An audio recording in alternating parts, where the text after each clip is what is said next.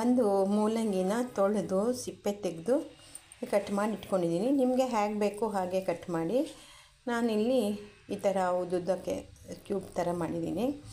2 ಕರಿಬೇವಿನ ಕಡ್ಡಿ ಇಟ್ಕೊಂಡಿದ್ದೀನಿ, ಈರುಳ್ಳಿ ಇಟ್ಕೊಂಡಿದ್ದೀನಿ, ತೆಂಗಿನಕಾಯಿ ಹೋಳು ಮತ್ತು ಒಂದು ಟೊಮೆಟೊ.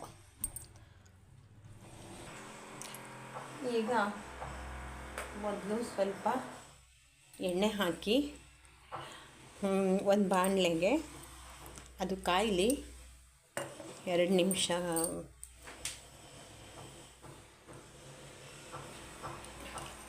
ಅದಕ್ಕೆ ಸ್ವಲ್ಪ ಸಾಸಿವೆ ಮತ್ತು ಕರಿಬೇವು. ಸಾಸಿವೆ ಚಟಪಟ ಅಂದಮೇಲೆ ಕರಿಬೇವು ಹಾಕೋಣ. ಈ ಥರ ಮಾಡಿದರೆ ತುಂಬ ಚೆನ್ನಾಗಿರುತ್ತೆ. ತಿಂದೇ ಇದ್ದವರು ಕೂಡ ವಾಸನೆ ಅಂತ ಹೇಳಲ್ಲ. ಮೂಲಂಗಿ ಒಂಥರ ಕೆಟ್ಟ ವಾಸನೆ ಅಲ್ವಾ, ವಾಸನೆ ಅಂತ ಹೇಳಲ್ಲ, ತುಂಬ ಚೆನ್ನಾಗಿ ಇರುತ್ತೆ. ನೀವು ಈ ಥರ ಮಾಡಿ ನೋಡಿ. ಸಾಸಿವೆ ಸಿಡಿತಾ ಇದೆ, ಕರಿಬೇವು ಹಾಕಿದ್ದೀನಿ ನಾನು. ಒಂದು ಒಳ್ಳೆ ಮಿಕ್ಸ್ ಮಾಡಿಕೊಡೋಣ.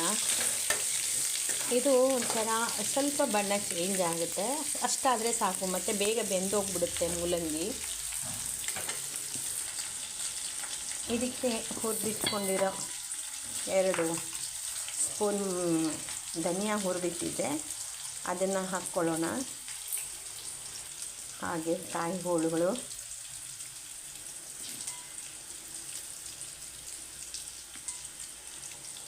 ಇದು ಫಸ್ಟ್ ಪುಡಿ ಮಾಡ್ಕೋಬೇಕು.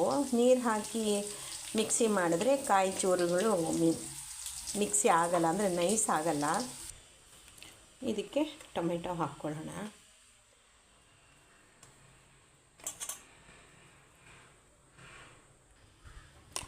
ಈಗ ಸಾಂಬಾರು ಪುಡಿ, ನೀವು ಮನೆಯಲ್ಲಿ ಯಾವ ಪುಡಿ ಮಾಡಿರ್ತೀರ ಆ ಥರ ಸಾಂಬಾರು ಪುಡಿ ನಿಮ್ಮ ಖಾರಕ್ಕೆ ಅನುಗುಣವಾಗಿ ಹಾಕ್ಕೊಳ್ಳಿ.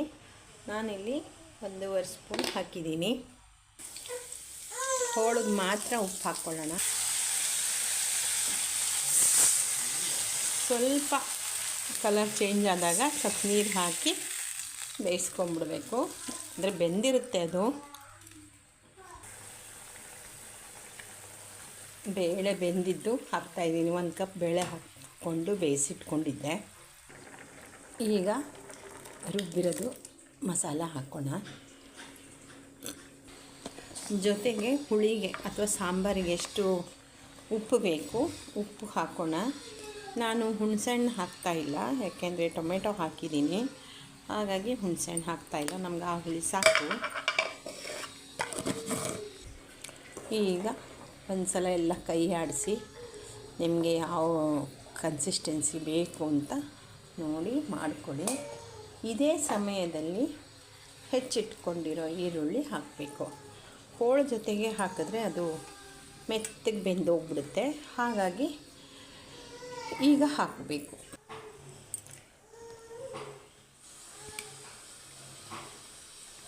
ಬೆಲ್ಲ, ಇದು ಜೋನಿ ಬೆಲ್ಲ.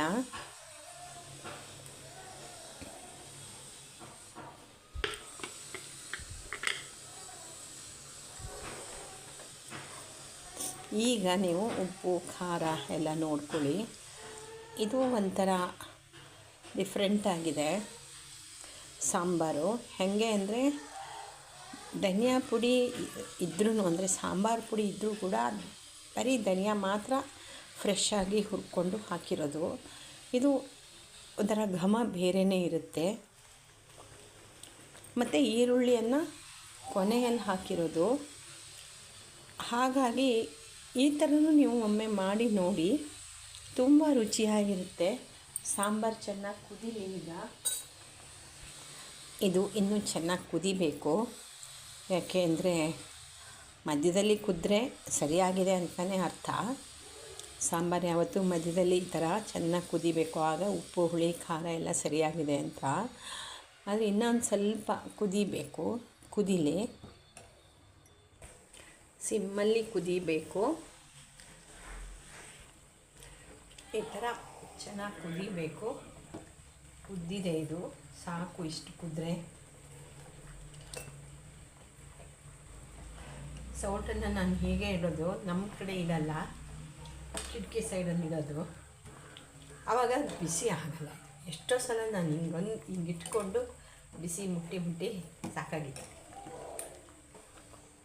ಹಾಗಾಗಿ ಇದು ಒಂದು ಮೂಲಂಗಿ ಸಾಂಬಾರು ತುಂಬ ಚೆನ್ನಾಗಿರುತ್ತೆ. ನೀವು ಒಮ್ಮೆ ಮಾಡಿ ನೋಡಿ.